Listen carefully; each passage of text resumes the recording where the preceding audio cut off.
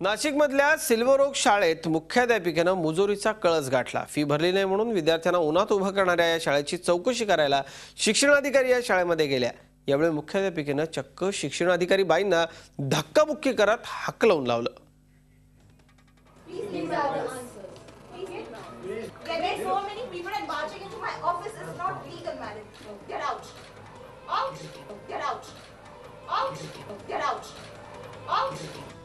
हा मुजोरपणा करणाऱ्या आहेत सिल्वर ओक शाळेच्या मुख्याध्यापिका अपर्णा सारथी। हा तोरा त्यांनी चक्क शिक्षणाधिकारी वसुधा कुर्नावळकर यांना दाखवलाय। यांची मुजोरी एवढी की शिक्षणाधिकाऱ्यांना फक्त गेट आउट म्हणून त्या थांबल्या नाहीत, तर चक्क शाळेतून हाकलून लावण्यापर्यंत त्यांची मजल गेली। सिल्वर ओक शाळेत फी न भरलेल्या मुलांना गेल्या आठवड्यात तब्बल 5 तास उन्हात उभं करण्यात आलं होतं। याची चौकशी करण्यासाठी शिक्षणाधिकारी सिल्वर ओक शाळेत गेले होते। सुरुवातीला मुख्याध्यापिका शाळेत नसल्याचं त्यांना सांगण्यात आलं, पण मॅडम कॅबिनमध्येच असल्याचं कळताच शिक्षणाधिकाऱ्यांनी कॅबिन गाठली। त्यावेळी मुख्याध्यापिकेनं त्यांना चक्क हाकलून लावलं।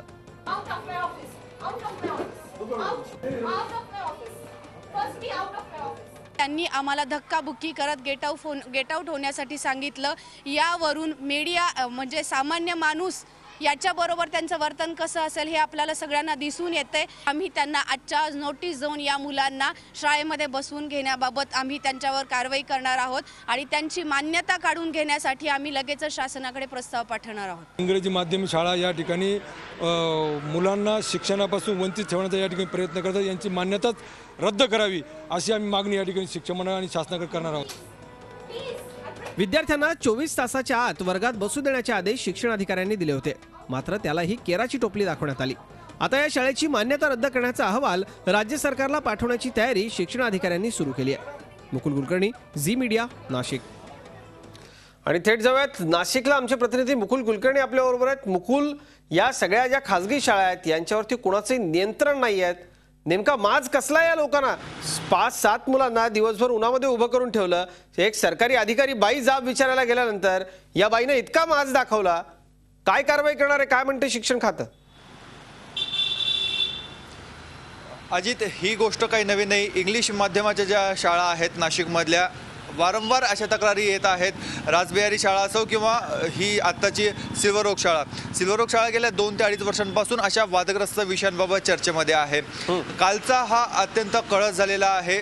ज्या शाळेकडून, ज्या मुख्याध्यापिकेकडून आदर्श पिढी, आदर्श विद्यार्थी घडवण्याची अपेक्षा केली जाते, त्याच मुख्याध्यापिका असं वागत असतील तर त्या काय आदर्श ठेवणार, हा एक भाग झाला। आता कालच्या प्रकारानंतर पुढे काही राजकीय संघटना आहेत, काही विद्यार्थी संघटना आहेत, त्या पुढे आलेल्या आहेत। त्यांनी काल शिक्षण उपसंचालकांची भेट घेतलेली आहे, त्यांना निवेदन दिलेलं आहे। त्याचबरोबर जे हिवाळी अधिवेशन आता चालू आहे, त्या हिवाळी अधिवेशनामध्ये या संदर्भातला एक विषय मांडला जावा, एक प्रश्न मांडला जावा अशी अपेक्षा केली जाते। काँग्रेस असो किंवा मनसे असो, त्यांच्या माध्यमातून विधिमंडळामध्ये या संदर्भातला विषय मांडला जाणार आहे। शिक्षण मंत्र्यांपर्यंत याबाबतची सर्व तक्रार केली जाणार आहे। परंतु त्यानंतर शिक्षण खातं काय पावलं उचलतं, हा जो या शाळेची मान्यता रद्द करण्याचा प्रस्ताव पाठवण्यात येणार आहे। शिक्षण उपसंचालक खात्याने आजपर्यंतचा अनुभव आहे, शिक्षण उपसंचालक खात्याने प्रत्येक वेळी पालक असतील किंवा विद्यार्थी असतील किंवा शिक्षक असतील त्यांच्या बाजूने कधी न्याय दिलेला नाहीये। या बाबतीत तरी शिक्षण उपसंचालक खातं, शिक्षण उपसंचालक विभाग, मुकुल एक विचारावंसं वाटतं, मुकुल या ठिकाणी एक विचारावंसं वाटतं ते म्हणजे हे सगळं होतं सिल्वर ओकच नाही, नाशिकच नाही, महाराष्ट्रभरामध्ये हे सगळं सुरू आहे।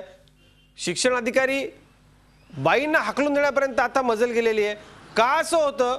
का या शाळांची इतकी मुजरी वाढत चालली आहे? जर या शाळेबद्दल बोलायचं झालं तर या शाळेचा या आधीचा रेकॉर्ड देखील फारसा चांगला नाहीये। कर्मचाऱ्यांना कामावून कमी केलं होतं शाळेनं। का यांची मुजरी खपवून घेतली जाते? आर्थिक काही हितसंबंध आहेत का? काही राजकीय पाठिंबा यांना आहे का? कशाच्या जोरावर एवढी मुजरी आहे? अजित, निश्चितच स्थानिक पातळीवर नाही परंतु वरिष्ठ पातळीवर ह्या सर्व शिक्षण सम्राटांचे लोकप्रतिनिधी असतील किंवा शासकीय यंत्रणेतील अधिकारी असतील यांच्याशी संबंध आहेत। त्याशिवाय एखादी शाळा, एखादी शिक्षण संस्था एवढी मुजोरी करणं शक्य नाही।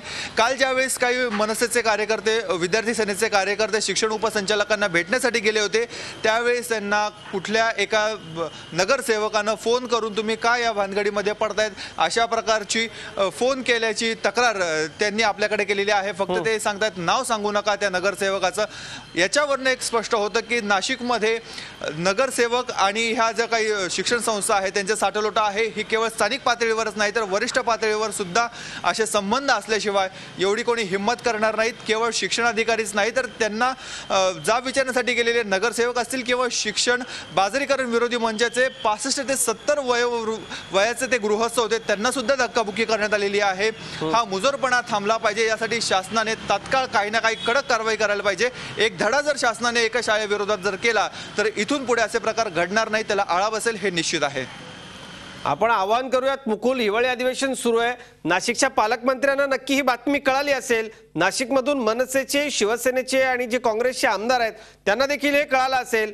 आपण आवाहन करूयात, शिक्षणाचा बाजार मांडला गेलाय आणि अक्षरशः शासनाच्या प्रतिनिधीला कुत्र्यासारखी वागणूक दिली आहे. हाकलून लावलं त्या बाईंना, वयस्कर लोकांना हाकलून लावलंय. आता तरी जागे व्हा, शिक्षण विकून टाकलंय, असं करू नका. ही पुढची पिढी, हे असे शिक्षक काय घडवणार. या बाईनं ज्या वेळेला या मुलांना इथे आलेल्या शिक्षणाधिकाऱ्यांच्या अक्षरशः बघा हे काय चाललंय असं म्हणून जेव्हा त्यांच्या अंगावरती सोडलं तेव्हा खरोखर खूप वाईट वाटलं की या असल्या इंग्रजी शाळांमध्ये काय आमची भावी पिढी घडणार आहे. राजकारण्यांनो कृपया जागे व्हा आणि नाशिककरांनो उठा, बंड करा.